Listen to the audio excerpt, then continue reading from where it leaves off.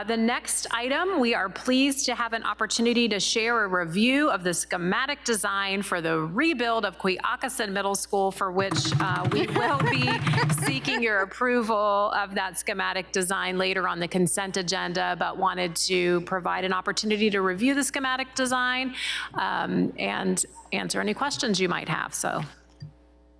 Thank you so much. Good afternoon, Madam Chair, members of the board, and Superintendent Cashwell. We are very excited to bring yet another project before the board today for schematic design approval. Our 2022 bond referendum included the rebuild of Quioccasin Middle School. This project will replace the existing middle school and be a community school with a family and community engagement hub. The replacement building will also include the next middle school innovation center. With me today is Chris Brown. He is an associate with Mosley Architects. We also have Stephen Halsey, a principal with Mosley Architects, sitting in our gallery. And Mosley is leading our design team for this project. I'll now turn the presentation over to Chris to review the schematic design. Thank you, Susan. Good afternoon, Madam Chair, members of the board, and Dr. Cashwell. Thank you guys for having me here today. We are very excited for this opportunity to work with Henrico County to rebuild Quioccasin Middle School.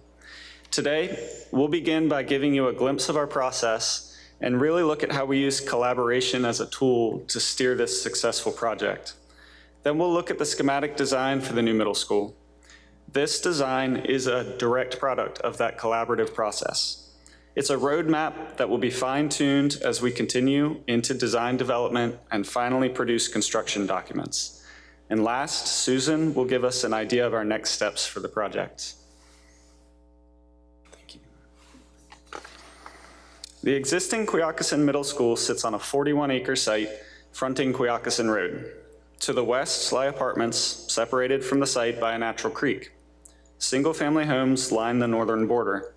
And the property stretches east behind neighboring Pemberton Elementary School and touches Pemberton Road. Fire Station 9 is located directly across. All site access from carpool, buses, and visitors is currently achieved from Quioccasin Road. The existing building is situated on the southeast corner of the site and is bordered by parking and athletics. There are significant grade changes present on the site, but the large flat area currently serving as a multi-purpose athletic field quickly presented itself as the best opportunity for this same site replacement. With this as our charge, we moved towards our collaborative workshops. So the first of 3 official design workshops began back in February of 2024.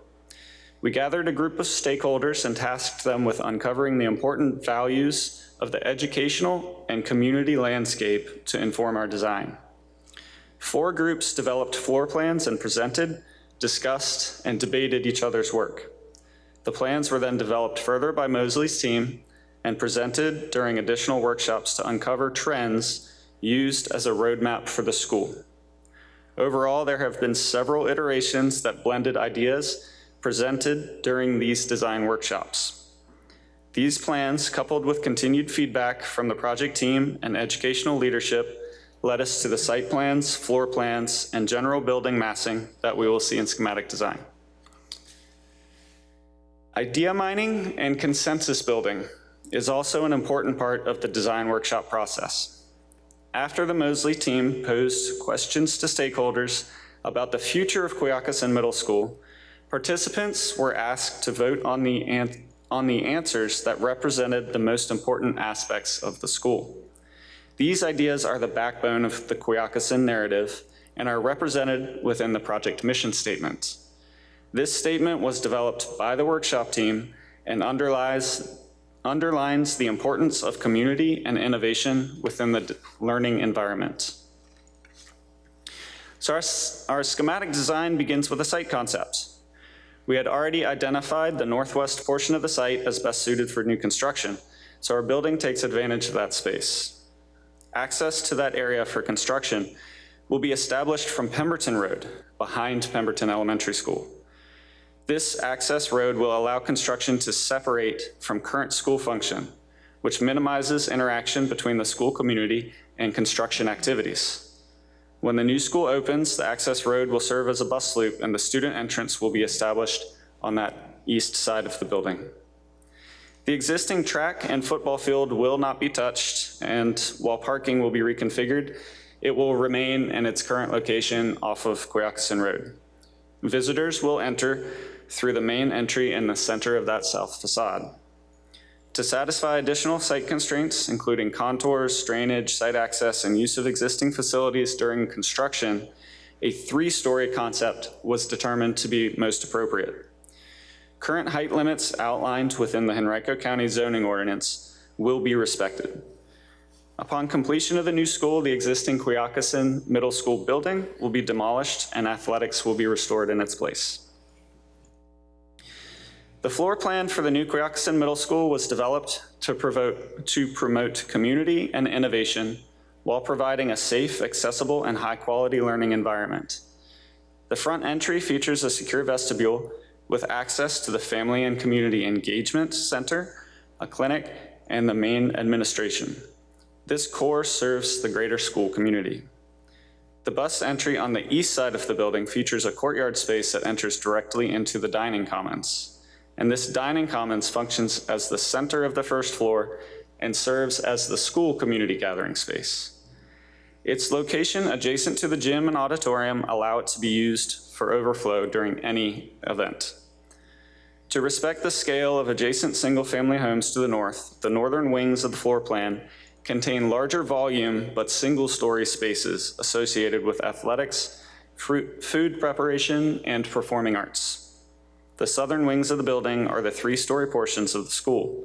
The western wing contains core academic classrooms, stacking from 1st to 3rd floors, and the eastern wing contains visual arts, exploratory classrooms, and the Innovation Center. Each wing is designed with safety in mind, and all corridors have the ability to lock and isolate during an emergency. 2 elevators are also provided to aid in creating an inclusive and accessible school. At the core of the 2nd floor is our library. It has a centralized location at the front of the building, and it makes it accessible to all students and draws the corridors together. Directly adjacent to the library is the guidance suite. It is also centrally located and intended to be easily approachable while still maintaining a direct connection with the administration space below. The white spaces containing an X identify 2-story or larger volume spaces. This gives an indication of how the height diminishes as the building nears the back of the site. Visual connections are established between the floors to highlight core spaces and to promote wayfinding. On the 3rd floor, the innovation takes center stage. The Innovation Lab is the central hub. It's flanked on either side by classrooms and outdoor areas that may provide space for engaging outdoor innovative learning. The central location engages students as they enter on the 3rd floor. As part of the schematic design, the Mosley team developed massing models to indicate what the building could look like. These images are intended to show scale, indicate potential material change, and general building siting. In the above image, taken from the existing Quioccasin Middle School building site, we can see the front entry and a glimpse of the bus loop on the right. The lower image portrays the school from the football field and suggests a connection between the building and that site. Materials will be selected to ensure durability, access to natural light, and safety for the building occupants. As a targeted LEED Silver building, energy efficiency also plays an integral role in influencing the design of the building. The final building massing image gives a glimpse of the building from the bus loop. The entry courtyard welcomes students and provides a place to gather, while the adjacent canopy on the right suggests how students may experience entering the building during inclement weather. The Mosley team is excited to share these images and ideas with you and looks forward to continuing the design that will support the overall mission statement. Our mission is to create a safe, inclusive, and vibrant community school that fosters student innovation, collaboration, and academic excellence. This time, I'll turn it back to Susan. Thank you, Chris. Just a reminder, this is a 2022 bond referendum project. The total project budget is $89 million. With our schematic design approval today, we will move into design development, and where we drill down on all of those spaces and what they contain, and then move into construction documents with a projected bidding of July of this coming summer and construction starting late summer in 2025. It will take approximately 2 years to build the building, and then we have, which would give us a summer opening in 2027. And then we would tear down the existing building and restore the baseball and softball athletic fields for a final completion in the winter of 2027. With that, we open up the floor to any questions you may have. This is certainly an exciting project. I know Mrs. Shea is filled with excitement, and so I will not ask her to hold on to it and give her the floor first. I appreciate it. Oh, the re-queue, how long you've been waiting for us. This was such a fun collaborative project to be involved with at those planning meetings. It's one of the most fun days I've had on the board, moving the pieces around. And so I thank the Mosley team for really engaging, letting me be part of it, but really engaging the staff of Quioccasin and people from central office and the community and that sort of thing. I remember lots of moments where one of the teachers noted, for example, the life skills class, like that needs to be on the first floor, and some other things which have come out in the final design, which was exciting to see. I really wish that fueling station could have been moved, but I appreciate y'all working around it. And the one dining commons to be the hub of the school and overflow for the gym and the auditorium, just really thinking about how the school functions. It's going to be really exciting. I'm really excited to have a building that reflects the high caliber of instruction that's happening inside that building.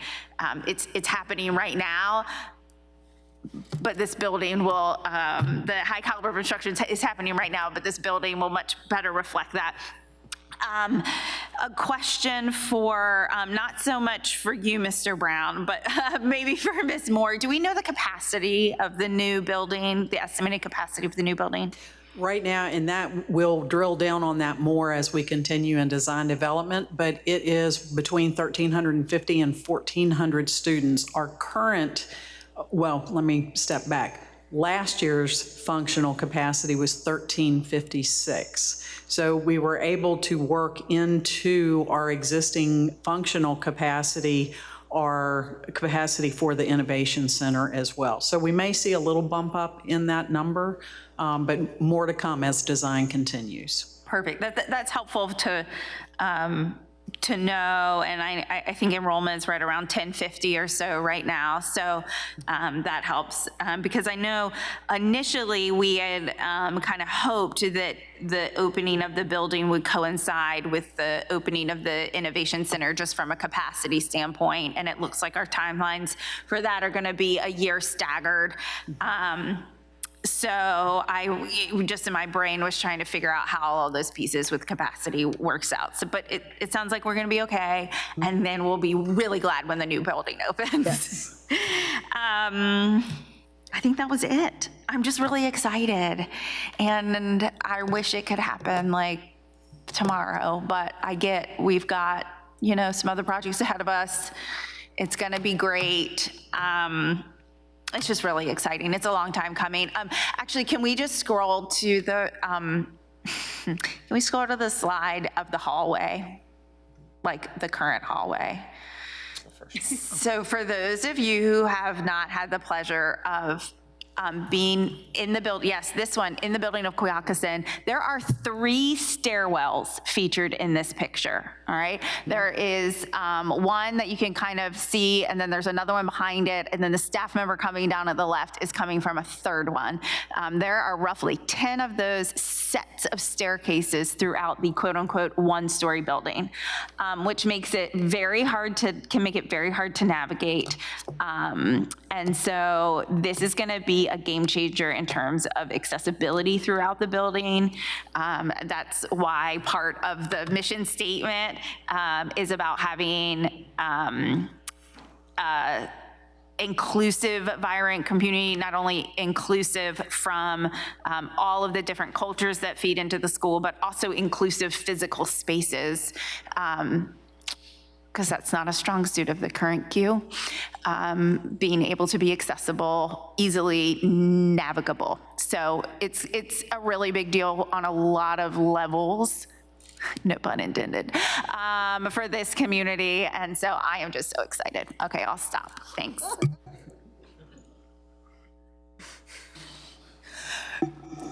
Mrs. Kinsella.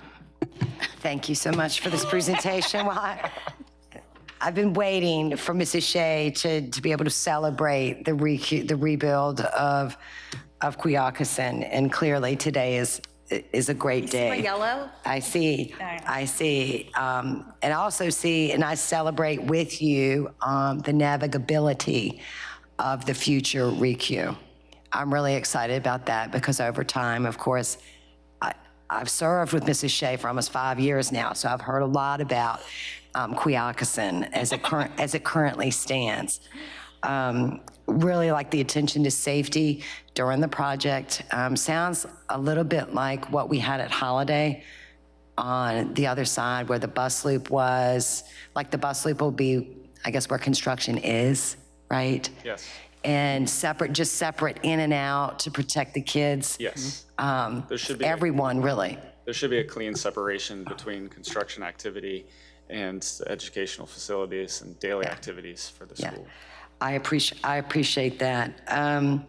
Not to mention and then that lab will be on the 3rd floor, you said? The The Innovation Innovation Center. Center, yes. Now, will other students actually have access to the Innovation Lab, other middle school students not in the Innovation Center? I think those are Dr. Cashwell, that would probably I not think be you, That's Mr. probably Brown. less a design question and more a programmatic question. I mean, certainly, the spaces created within the building are for use for all students during the day. Your libraries and cafeterias, I mean, certainly spaces can be shared, much like we see even with some of the specialized classroom spaces in middle schools without an innovation center. Maybe there's a culinary classroom that's then used later for a club or another. The idea is to get as much use out of the spaces as possible. And I think also with the family and community engagement hub, so I think that's an important piece of this project. We talked about a vision, and I know the board has been excited about expanding our full service community school model. So our first one, of course, we had space to spill into at the old Highland Springs High School, but this brings a space to life within the school that's a hub for that entire feeder pattern community. And so imagine after hours events.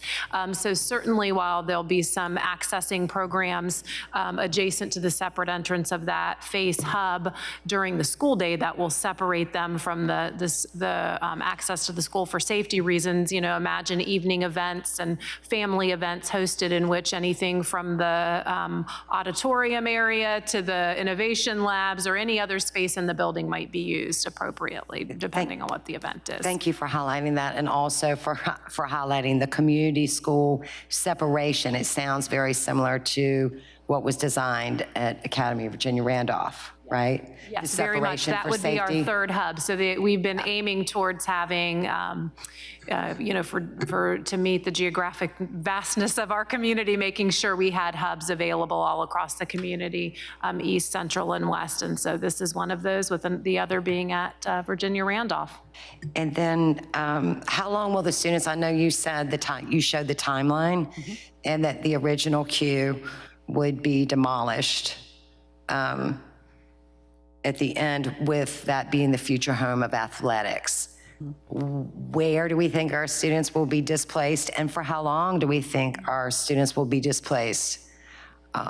So during the time From this that the site, athletic yeah. fields wouldn't be available, much like we did Just with at the end? Tucker and other places during their replacement projects, we work to identify alternative practice sites and other fields and so on. But you might be able to speak to the timeline. So are we thinking 6 months from summer to winter, or are we thinking more like Tucker, where it was more like 2 years? More like Tucker. more like 2 Because years. it will like take Tucker. time to get that building built in the back of the site. Okay. And that's going to be displacing the diamond sports. Okay.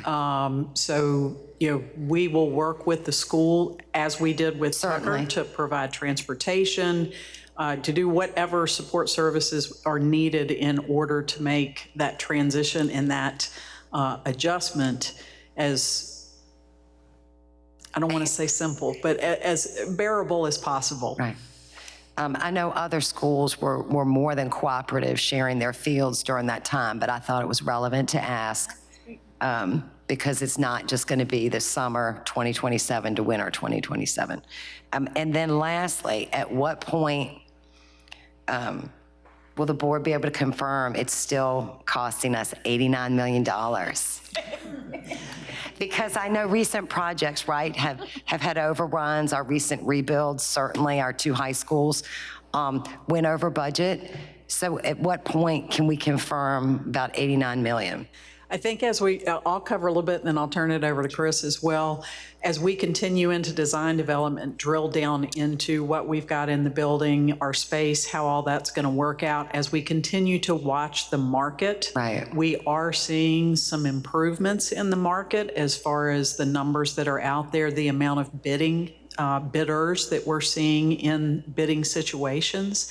So we are cautiously optimistic that we're seeing some improvements coming through the market. Chris, do you want to add anything? No, I think that sums it up. We do keep a finger on the pulse of the market, and we are seeing a favorable environment. Hopefully it continues in that direction. We have no reason to expect that it wouldn't. But as we move along with the project, we'll certainly keep that in mind and keep updating it as we go. Thank you, because I'd hate to see the scope of the project compromised in any way, but I do appreciate the cautious optimism there. Thank you so much. Can I ask a question? Yeah, Madam Chair, or Mrs. Shea? Would this benefit from the design, is this the type of project that could benefit from the design build process to keep on budget? Or- Potentially, but that horse is out of the barn. Got it, Design, okay. build, and construction manager at risk, you do that as you're bringing on your design consultant. Got it. So as we moved into those alternative procurement method or delivery methods, I should say, for our construction projects, we had already started working on this project, but we will be looking at those alternative delivery methods and looking at what schools those delivery methods could help us with in the future with the remaining projects we have. Great, thank you. Thank you. I'll turn the floor over to Mr. Irving. Thank you, everyone, for the presentation. This is obviously wonderful to see. I have no questions or concerns. I think it'll be great. Thank you. Thank you. Thank you. Thank you, Mr. Young. I don't think I have a lot of questions, but does Mosley Architect rebuild the dais after Ms. Shea banged on it a couple times? I feel like every time y'all come up, it's gonna go down a little bit more. But you spoke about safety. Does this building provide an extra layer of sort of safety and security when it comes to the building of it? Sure. So in order to establish a baseline for safety, we are required to undergo what we call CPTED review. So that's crime prevention through environmental design. And all of that factors into the way that we approach things like sight lines in classrooms, down corridors, how we can potentially lock down the building if that's a requirement. We also, everything we do, we build in a 3D environment. So it's readily visible to security review during design. So we will meet with Henrico County Security just to go over any of those security aspects as well. Okay. And then I know less and less students use them, but I didn't see any lockers on this. Does the building have lockers? I'll be glad to cover that. No lockers? No, it does not. Okay. We did not put any lockers in our 2 new high schools. Okay. You know what? Not in my So district. I will tell you, in our experience, we have found that the kids just don't typically use a whole lot of lockers, and that is something the principals probably think I'm a little a little off at times because I'm always asking them about lockers. You know, how many lockers are you using? Are the kids using them? Are you using them for storage? And we have found predominantly the kids just don't seem to want or need the lockers. And that is pretty much where the trend is going in the industry for school design. All right. And last question, is this designed specific to the Q, or will we be using this design for other schools coming on board in the future? I know like Hungry Creek, Wilder, Pocahontas all have the same design and look the same.